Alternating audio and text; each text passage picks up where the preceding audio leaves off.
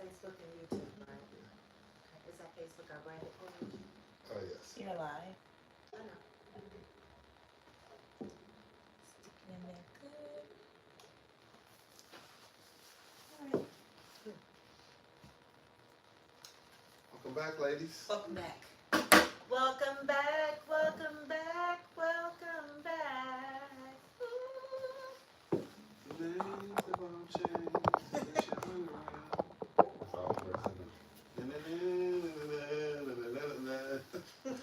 All right. Okay, so you know what? I honestly had a dream that I was going to print the words out, and we were all going to have like the words. Oh. And I was doing the Running Man while y'all sang it. You just had your own part. You killed it. Killed it. Full windmill. Oh my goodness. All right, let's have Hey, a everybody. conversation. Let's get it.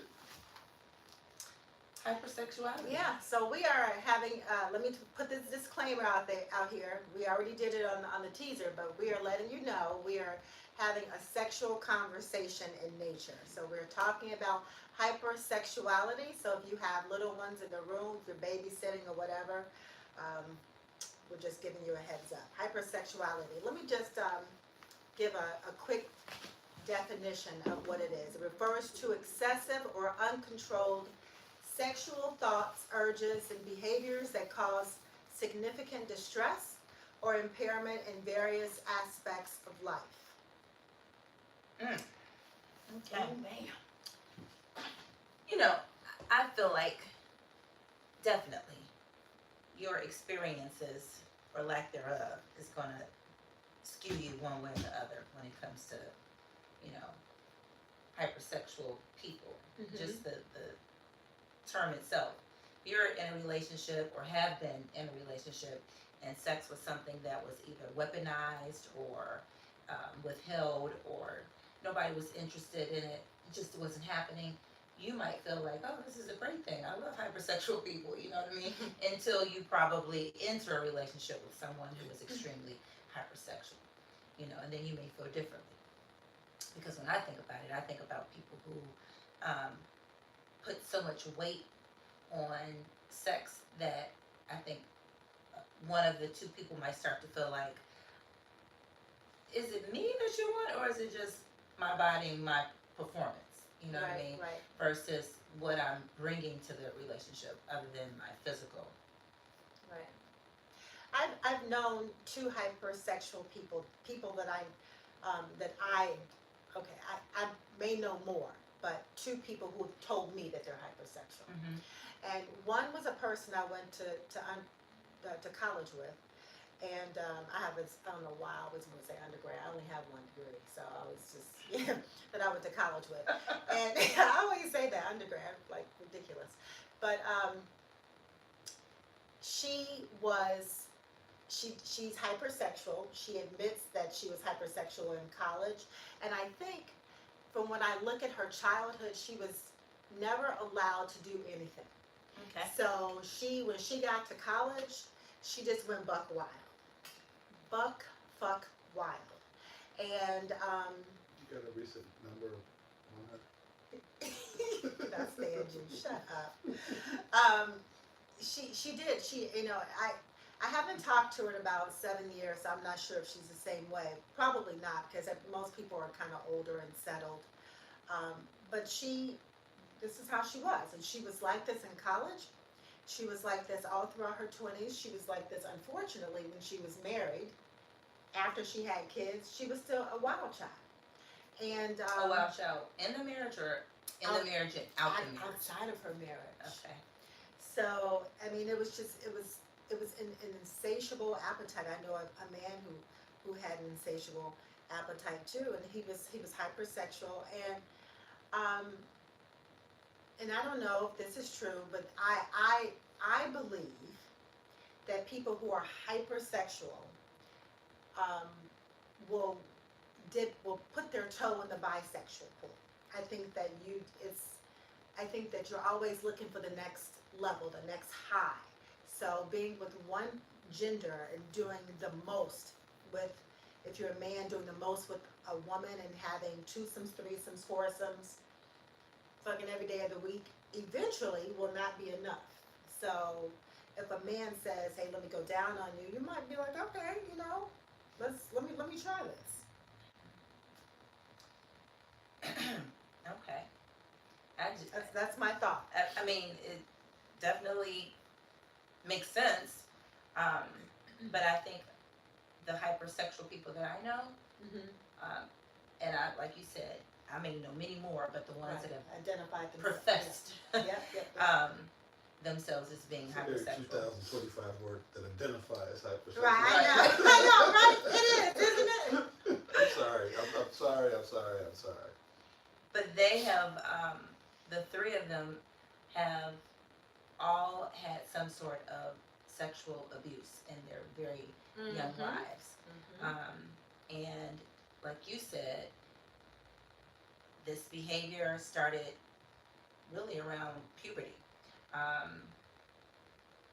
Maybe even younger for some of them because of the abuse, but their personal desire to continue with it and yearning for it and desiring it and doing anything for it happened, high school, college, their adult lives, and now into, chapter 2.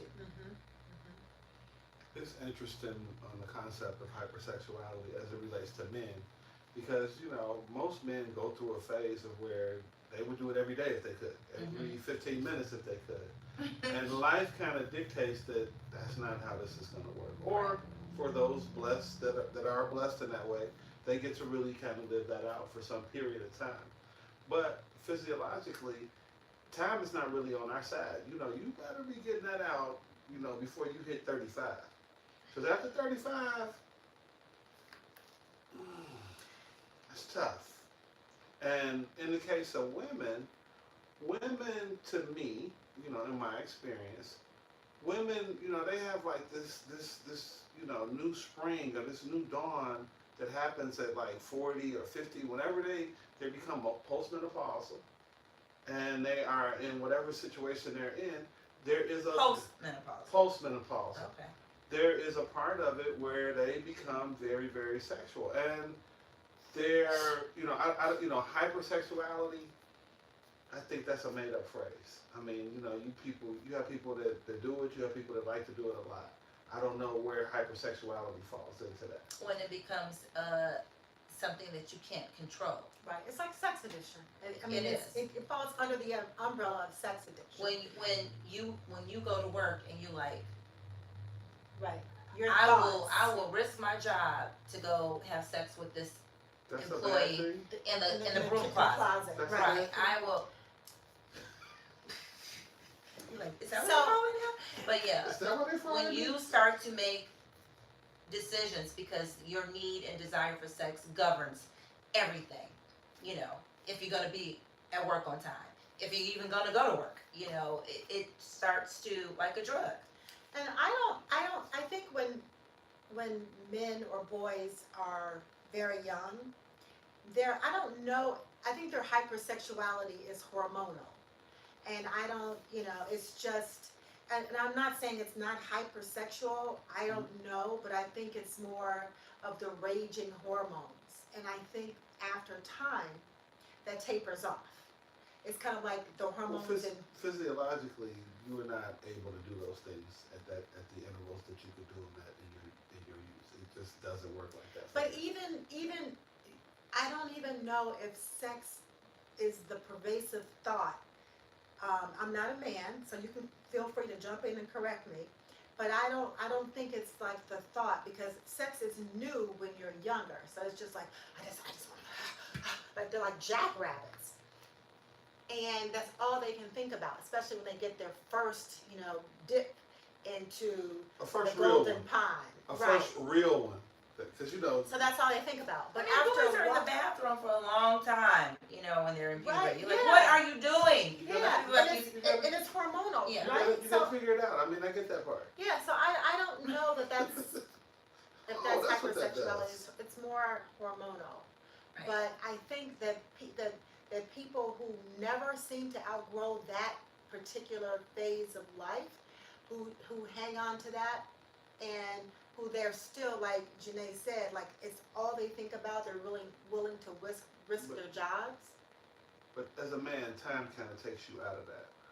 I think that in the case of women, it's a different environment. You know, you take away the baby part of it. You take away that, you know, I think women spend a lot of time, you know, not really knowing or appreciating that sex is actually something that they're supposed to enjoy. That they can ask for what they want, that they can do all of these different things. I believe as they get older and become more empowered and know what they want and are in a position to ask for it, I think that, you know, that hypersexuality comes out. And I mean, we have all of these nice ways and nice terms to describe the So behavior. you're saying that the hypersexuality comes out in women nowadays? Later. I think I think what you're confusing hypersexuality with women knowing their bodies and not being afraid to ask for what they want. I don't think that's the same thing. I mean, we can agree to disagree on that, but I mean that's my topic That's your going. take on it? Yeah, that's my take going away Okay. from that. So, but here's what I want to ask you though. You said the physiology of a man won't allow for him to be hypersexual forever, Forever, yeah. basically. So, what about the man who thinks he can, but he can't? But the idea of it is still governing everything. Like he still wants it. I mean, But listen, he may not be able to do all those things, but that doesn't mean he's not gonna make you do all. Well, you turn around and you do this. Well, now she's doing all the work. Reverse cowgirl, you know, everything. Just while he's just like, I hope it works. But it's just the fact that it's about sex. It's what we're trying to do. I mean, Even though he may not be able to, you know, take it home. You see that dude all the time. He's the guy that's, you know, when the lights go on at the club, he's the last dude there. Hey, come in, girl. Let me show you. I keep right home. Let me make sure you get the. He's that guy. And I mean, you have to get to a point, or life just kind of mandates that, you know, as a man, when you get to a point, it's like, I can't keep up with my 20s and my 30s and my whatever it was, whatever my heyday was. I can't do it anymore. But there are men that try though, even though that they can't. It's That's always going to be somebody that, you know, they're going to throw as much stuff against the wall as they can. And see But what it's sticks. a lot of those somebodies though. It's not just like one out of. I'm not trying to minimize or even trivialize what they do. I know that they exist, they're real. But it's a lot of people that are going to sit here and sell that dream and have no ability whatsoever to deliver on it. Right, I agree with that. Yeah. It may not even work. The car may not even start. But they're going to be sitting in it. But he's butt naked in the bed and he's feeling like I'm gonna have sex because this is what I want to do all day long. Those are the men that are hiring prostitutes, that are driving up and down the strip. That are because- cheating Yeah. on their wives, that are because they just have to have it, even though they may not be giving it to anybody. They're But I mean, if you really look back at what I first said, you know, that's a lot of your young existence. You know, you want it as a man. You want it. And, you know, you get lucky enough, maybe somebody gives it to you, maybe they don't, you know, but you learn the process that you learn to deal with it. You still want it, but you just kind of like, you know, that, okay, it's not going to really happen for me like that in this way. So I think that you look at this very black and white, very cut and dry, very yes or no, instead of like, for most, I'm gonna just call it a disorder. No, it is a disorder. Okay, so It I didn't is. want to call it because I It didn't know, is. but for It most is. disorders, they are linked to past traumas. They're linked to voids in your life, maybe abandonment issues. They're linked to maybe things that you've seen. It may not have happened to you, but you've been privileged. I don't know if that's the right word, but privy to seeing things that you shouldn't have seen as a child. You know what I mean? And they're part of your psyche. And so you act these things out. So I don't know necessarily if it's just so cut and dry, because there's so many facets of the brain, right? That play a part into why people do what they do and why they need what they need. Let me first say this. I don't deny the existence of a causal relationship. This happened, which resulted in this, or these things pyramided, or whatever, and we find ourselves here. I don't deny that at all. I think that there definitely is probably or could be a causal relationship. Because if you meet a hypersexual woman, you're gonna be like, how old are you? Oh, you postmenopausal. Okay, I know. It makes sense now. You know what I mean? It can't be just that. But it it's can't not. be. It's not a horrible thing for me. You know, I love women that have a very healthy attitude about sex. I think that far too many women don't have a healthy attitude about sex. Hypersexuality is not a healthy attitude about Right. sex. It's- That's what we're saying. It's unhealthy. It's not. It's different from a high sex drive. It's if you meet a woman and she has a high sex drive, that's different from hypersexuality. Hypersexuality is you're dating a woman who wants to be in bed with you all the time, and when you go to work, she's calling someone else. Come in here and please me Because she has you to left. have it. Right. She has to have it. Yeah. Sort It's, of like it's Jada Pinkett. unhealthy. It's almost it's bordering No, like no, no, no, no, no, no, no, no, nymphomania no, no, kind no. of Because I mean, situation. when you say Yeah. this is the exact. This is. I don't J- know if Jada Pinkett's hypersexual. I know that she was a philanderer. I know that. Well, she, in her own words, she said said that she's she had to have it hypersexual? all the time, Okay. Well, I didn't and see the that red Will table had to go talk. and make these Yeah. $20 million movies, and he wasn't there for it like he needed to be. And poor Okay. Alice Alicia was just there, and he took care of her, and he made her feel good. Okay. Well, I think the Smiths But- have a different type of relationship anyway. But she very but well those, could have been. those were her words. So And that's she, her mission. yeah, Right. she was Absolutely. insatiable. Right. Those were her words. Right. Then she falls into that category. Okay. Now how they made that make sense for them, that's their own thing. Right. Yeah, Right. I'm joking about it, but But it's true. it's what I mean, she is by definition that person. Yeah. Yeah, and nobody knows what happened to her and her But life. the point I wanted to drive home is having a high sex drive is vastly different from being hypersexual, and it is not a healthy. It's not a healthy relationship with self to be hypersexual. And I think most people who are hypersexual and they realize that they are wish that they were not. They recognize it. I know one person who's seeing a therapist for it because he recognizes that this is not healthy, this is not normal, and it distracts from almost every facet of his life. Absolutely. And I think that's the key determinant whether it's healthy or not. If it's not healthy, it's a high sex drive. If it's healthy, if it's not healthy, then it's hypersexuality. Because it's encroaching on everything. Yeah, Right. it doesn't It allow affects, it permeates everything. you. It doesn't your allow you to be the best relationships. version of yourself. Well, that's an understatement. It can affect your job, it can affect your relationships with your family, your children, your wife, your spouse, your significant other. Because you're lying all day. Yeah. Yeah. How was your day? Oh, it's fine. What'd you do? Oh. You had sex with the mailman, then the milkman, and your brother, and no, you're not doing all that. I tossed off 4 times at work. Yeah. Right. So yeah, that's rough. I think it's rough for anybody to be in a relationship with someone who has an insatiable appetite and they cannot control it.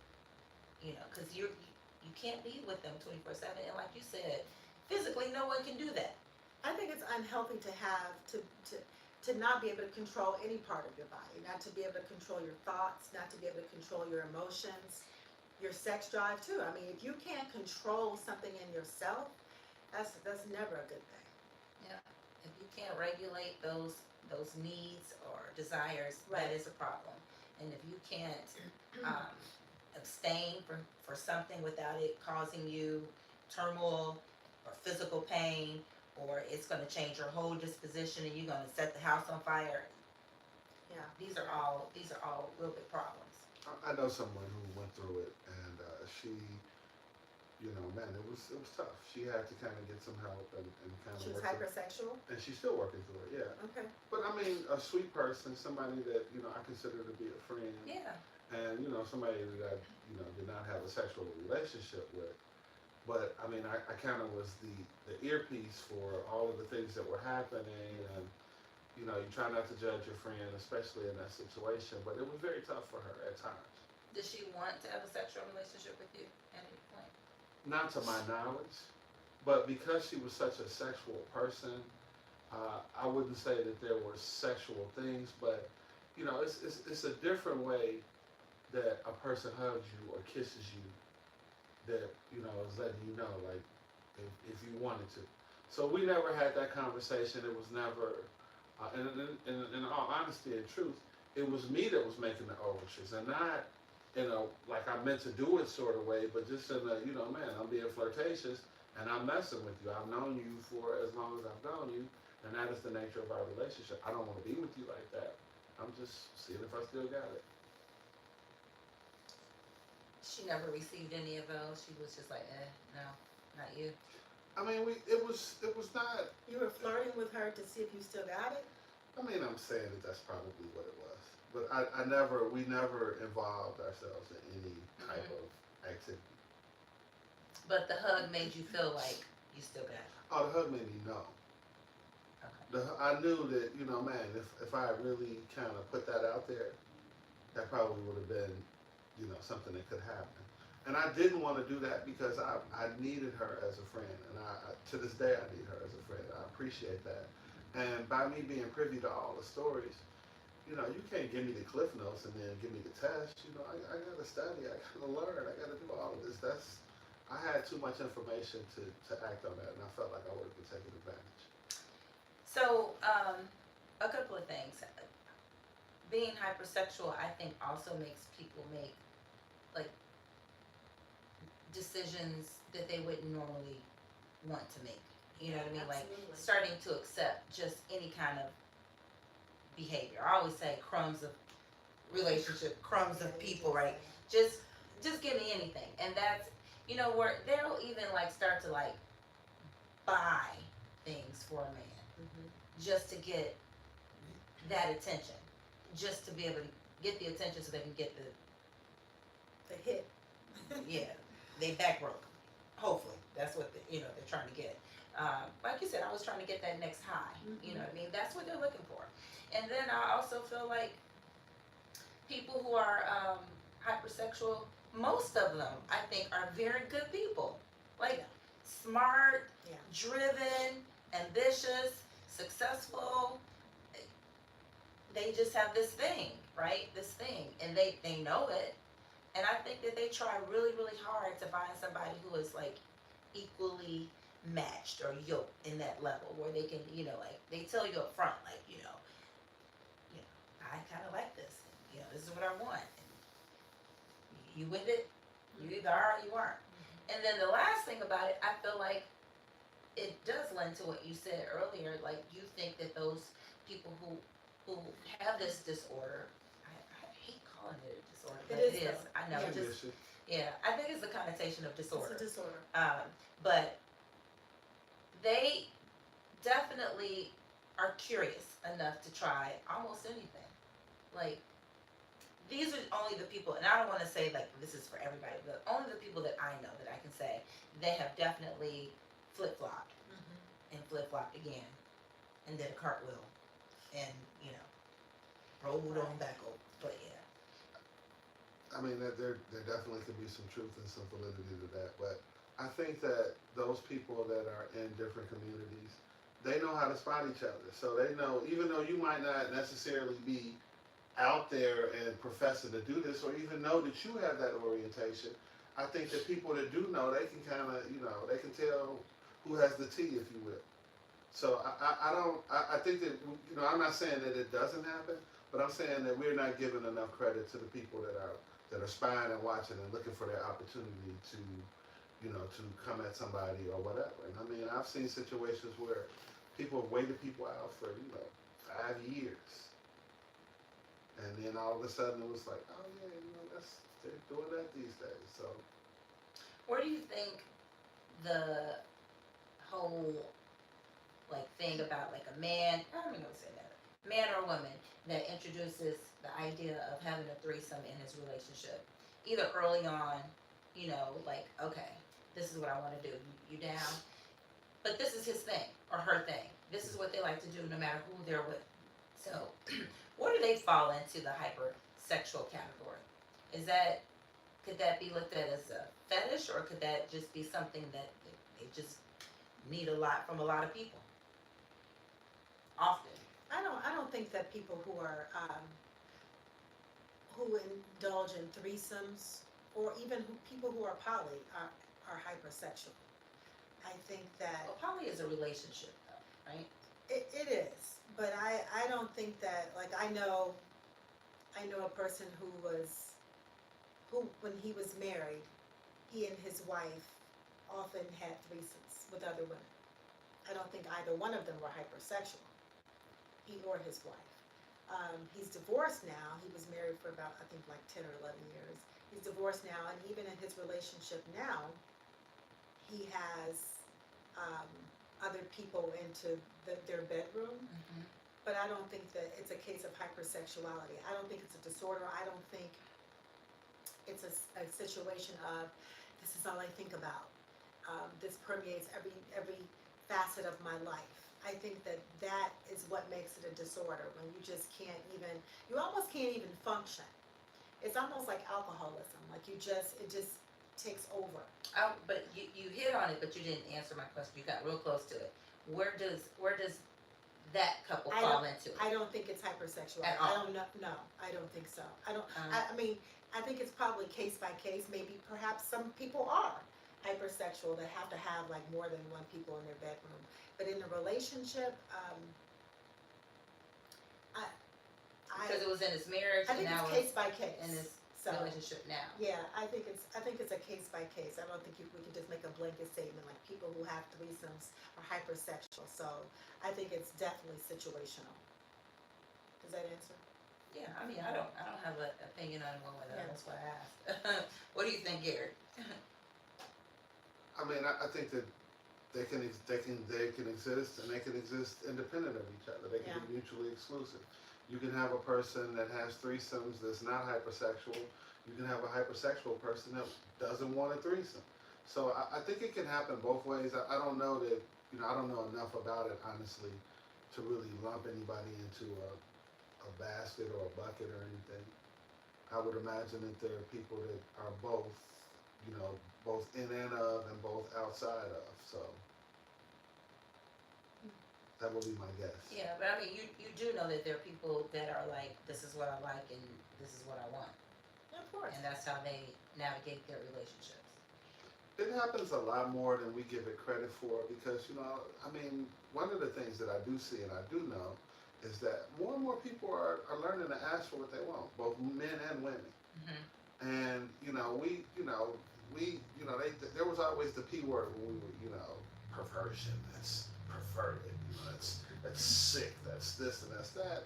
And a lot of stuff that we saw that way or we were indoctrinated to believe was that way, we kind of readily do now. We don't look at it the same way. They got songs about it. It's all kinds of stuff. So what was taboo is not anymore. It's absolutely. Because back in the day, oral sex was horrible. Fluid and freedom and all those things Right. now. Yeah. So. Now it's I expected. don't even want to drink from a glass in that house because she ain't wash it out. Right. Now it's like, we got Superhead. I mean, she had a movie. She was a movement. Man, she was quite impressive. She took that talent and they had her. And now she gets mad if you call her Superhead. I mean, she ain't gave up the house. I mean, you really want to stand on business? Give up the house, give up the car, give up the book money. Give it. Just live a life as a monk. If you don't want to be called that, and I understand her point, and I'm being a little facetious and vindictive here, but you did that, So don't. That's how we know who you are. Yeah. That's how you got on the map. So. Right. Yeah. And I mean, I saw you. I didn't even know that you were in the Vin Diesel movie. I did not know. I didn't know. I still You just didn't said know. it. Right. What movie is that? One of The the Fast one- and Furious movies? Vin Diesel and Lorenz Tate when they were FBI agents. Oh, I have no idea. Corinne somebody. Corinne Stevens. Steffens. Okay. And she was Lorenz Tate's wife in the movie. I didn't even know who she was. Yeah. Well,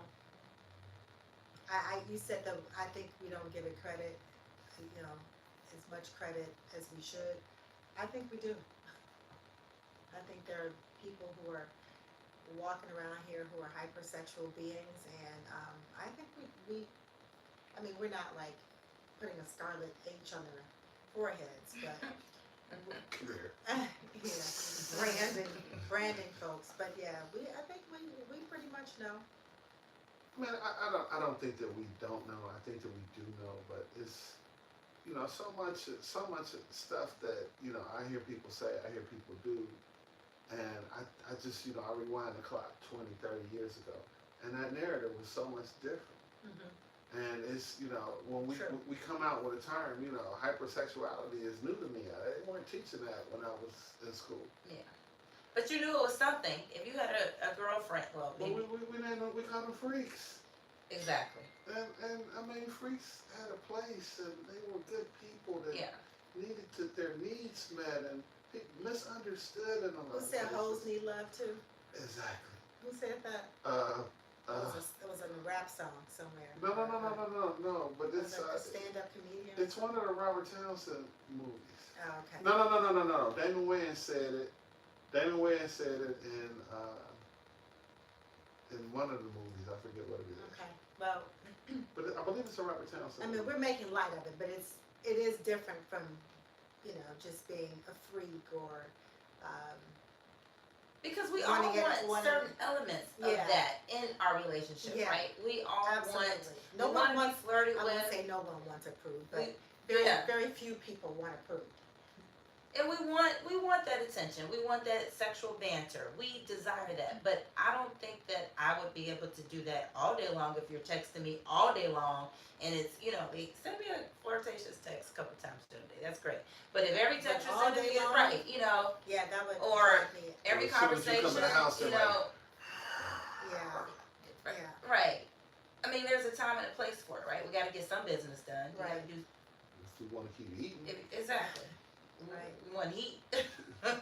So you yeah. want to do it inside. But if that's something that all you think about and all you talk about and all you desire is that, you don't feel like they want you. They just want your Want body your part. parts. Yeah. Yeah. You No know, one wants to feel like, I can just leave it at home I and am you'd be just great. a total you know? sum of body parts. No Exactly. one wants to I feel think like with that. limited exception, just about anything that's all consuming is probably not going to be a good thing in the long run. Absolutely. And Too much of it. I think that there's a case that can be Sounds good. made for, man, that I could use a 2 or 3 6-month run with somebody that was hypersexual. Let's see how that goes. But what I see on the backside of that, You want you to cuff touch. somebody who's Yeah. hypersexual? Absolutely, February 13th. You be get this you done. be looking at the calendar like, look at us in the Oh back. my I need to gosh. return her. But you touched on it a little bit, and you talked about that person that's hypersexual and the things that they go through, and there's a part of it where you have to kind of understand that it is a disorder, and how do you approach that? How do you try to appreciate it? How do you try to help navigate that situation with that person? You call the doctor. Like you would any other disorder that needs to be controlled and some parameters set. You get help, you get a therapist, you get medicated, you do whatever you need to do to calm your libido. Another thing I like to just throw out here, and I have friends, women, not men, but friends that are actually taking some synthetic hormones to balance out their hormones for menopause, right? Mm-hmm. And it has made their libidos shoot up. Mhm. Like if the wind blows, they are ready. Like they'll be like trying to resurrect the dead. Like I wonder if I could call him. Like he don't even like you, right? He told you, right? But it's all like I said. It will make them make decisions they wouldn't normally make, and a lot of them had to have their hormone pellets tweaked to scale it back a little bit because I think maybe it's the testosterone that they're getting. I don't know what exactly the, cocktail is, but whatever it was too strong. So maybe it could be a medically induced disorder as well. I don't doubt that there are any number of reasons or triggers, if you will, for it. And I mean, I'm not gonna say that. He was like, I don't see what's so bad about it. I don't want to say that I don't see what's so bad about it. I mean, anytime there's someone that is not being allowed to be their best version of themselves and is self-inflicted, so to speak, that's not good. There has to be a happy medium where you can satisfy your libido but still do the things that you need to do. Still be functional. Well, mostly functional. I mean, take Saturday and Sunday off. What do you guys think? Yeah. Did we miss anything here? Are you the hypersexual one? Or are you dating someone who's hypersexual? Did it ruin your relationship? Let us know. I'm curious about this. Or did you label somebody like that and they were just simply going through their whole phase? Or they just simply had a high libido. Or that. Let us know. Drop your thoughts in the comments. Thank you for tuning in. It's like you're on the news. Do I? Yes. That's my newscaster voice. I'm moving Thank forward. you. Signing off. We'll see you tomorrow, all right? Thank you. Have a good night, everybody. Thank you. Let's take Cheryl Burton's job. I know. I don't know how you turn The it on. X over here. Okay, that'll do it.